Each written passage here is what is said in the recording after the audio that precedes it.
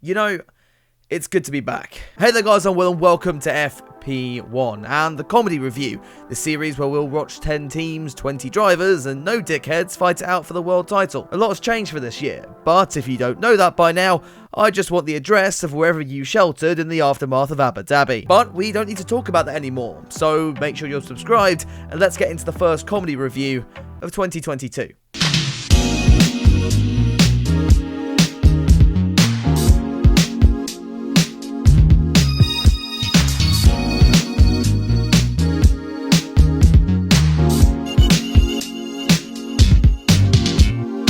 I realise now that I didn't cover the second week of testing in Bahrain, so let's cover some of the main headlines. The majority of the 10 teams showed promise over the 3-day test, though it was Ferrari and Red Bull that really seemed the most on top of things when it came to the new cars. Meanwhile, Mercedes took the Russian approach going into testing, taking its bulky car from Barcelona and force-feeding it some steroids to make it look like this for the start of the season. Unfortunately for them, the W13 still looked like a horny dog humping down the straights. But remember, this is all on purpose, because they're still sandbagging. Definitely still sandbagging. Only one team were having more of a nightmare than the Germans. And for that, it's time for the first Haas watch of the season.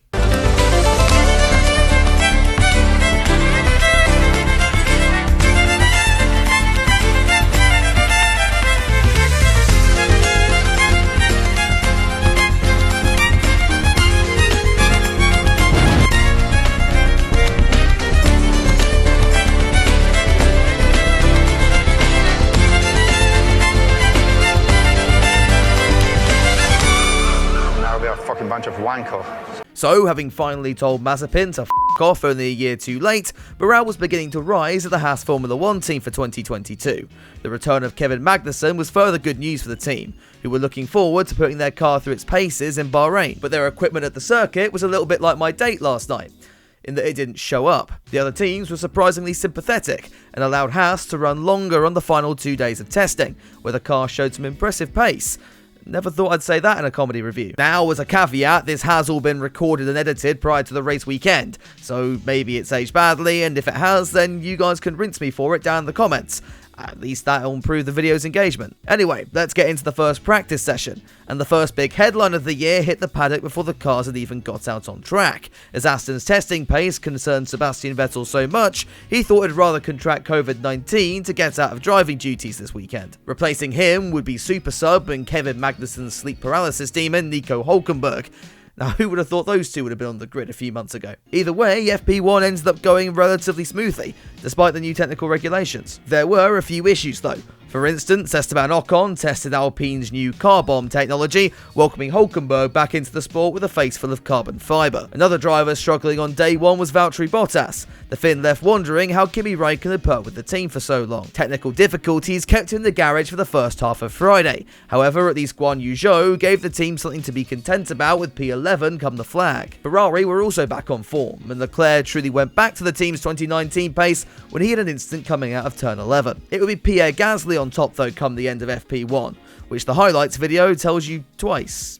Great editing there, F1. But let's move on to FP2, which, being under the lights, gave us more of an idea over who would be quick and who would be shit. Verstappen topped the session in his Red Bull, but Ferrari also had the pace, setting us up for an interesting qualifying session on Saturday. The same couldn't be said for Yuki Tsunoda, as he was back in the wars once again, holding up Leclerc before attempting to get a closer look at Stroll's diffuser at the end of the session. So let's round up practice with FP3, and Verstappen would come out on top once again here, narrowly outpacing the Ferrari of Leclerc, who went for an even bigger spin on Saturday morning. The Mercedes showed off a little bit more pace to go 4th and 6th, while Tsunoda's AlphaTauri got too fed up with his earlier antics and refused to drive out of the garage. This set the stage then for a fascinating first qualifying of the year, and it felt like finally we were all getting over the events that happened at the end of December. Then the FIA released the Abu Dhabi report and Twitter went back to being butthurt bitches again. I can't be arsed with that anymore, so let's talk about Q1, and the big loser here would be Daniel Ricciardo, unable to get his McLaren higher than 18th on the grid. Now I think about it, can we just go back to Abu Dhabi please? Aston Martin also had a bad day, with both cars out early and Lance Stroll beaten by the man who was changing nappies this time last week. Haas though looked strong, both cars into Q2 for the first time in the post-USSR era. I wonder how Nikita Mazepin's feeling right now. Q2 then saw the end of Lando Norris's session, the Brit unable to find pace in the second McLaren, and joining Ocon, Schumacher, Albon and Zhou in the drop zone. Meanwhile, a late lap from Carlos Sainz at least gave everyone a Q3 to look forward to, as the qualifying hour moved into its final session. And it was Sainz who would strike first, pipping his teammate Leclerc and Max Verstappen in the initial runs. But after that, it was all about his teammate, as the Monegasque took his first pole, not relying on a convenient red flag or illegal engine. We knew we'd get one eventually. But without a doubt, the happiest man after qualifying was Valtteri Bottas, who found himself out qualifying his old seat from last year. Oh, George. We feel for you. We really do. Hey, let's just remember that they're still sandbagging. You know, still definitely sandbagging. So now, after all the anticipation and build-up, it's time for the race on Sunday.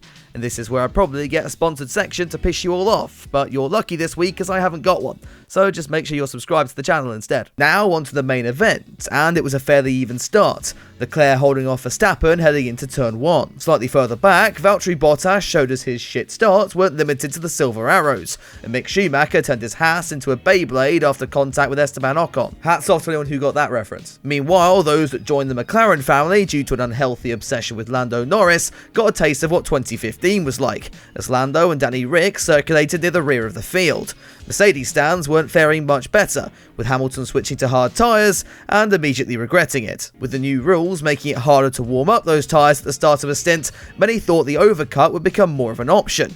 Verstappen, however, decided that those rules just didn't apply to him, pitting a lap before Leclerc and almost snatching first place in the process. This led to a frantic 3-lap battle, which, let's be honest, was just fantastic to watch. I mean, look, hats off F1, these rules, they're just brilliant. On his third attempt to pass the Ferrari, Verstappen would brutally murder his front right tyre, dropping him back and out of DRS range, at least for the time being. Having pitted again, Max pulled a tactic from Lewis Hamilton's playbook, complaining about a problem before going fastest in the first sector. But his steering issues seemed to be deteriorating, and things were going worse for one of his ex-slaves, Pierre Gasly, whose engine exploded in the first sector. Still, it's not the worst fire I've seen at that corner. This led to a lengthy safety car period, as the AlphaTauri was pushed away. With the recovery job taking so long, Lewis Hamilton was spotted after the race, convincing the marshals to travel to Abu Dhabi this year. However, for Red Bull, the shit was about to hit the fan, as Verstappen's problems became terminal, and Sergio Perez was left fighting Lewis Hamilton for the final spot on the podium. Now, Perez has demonstrated some impressive defending in the past, however this time took the Alex Albon line going into turn 1, and put himself out of the race as well. All this meant a historic 1-2 for Ferrari, with Leclerc leading home Sainz in the Bahrain desert. #Bless would pick up a surprise podium for Mercedes in third, so I can't wait to see all the sandbagging tweets on Twitter this evening. But hats off to Haas, who benefited from the retirements to snag P5 with Kevin Magnussen. And I'm just hearing now that there have been reported gunshots at the house of Mr. We Compete as One. At the end of the day though, I don't think any of that matters. What matters is we now have cars that can race more closely, and 2 teams capable of fighting for the title. 2022 was looking set to be a worthy successor to 2021, and I'm more excited than ever to cover it for you guys. And finally, a big thanks to all the support on the first ever FP1 race watch along over on my Twitch channel. It was a ton of fun chatting to you all, and I can't wait to do it all again with the Human Rights Hotspot Grand Prix next week. So I hope you enjoyed the comedy review, and if you want to hear even more from me, then you can check out my Twitch and Twitter, the links for which you can find down in the description below. Cheers again to all the patrons, especially the new ones that started supporting the channel in the last week. The support really has been absolutely incredible, so thank you so much. That's all from me now though. I'll see you very soon with another video, but until then, have a good one.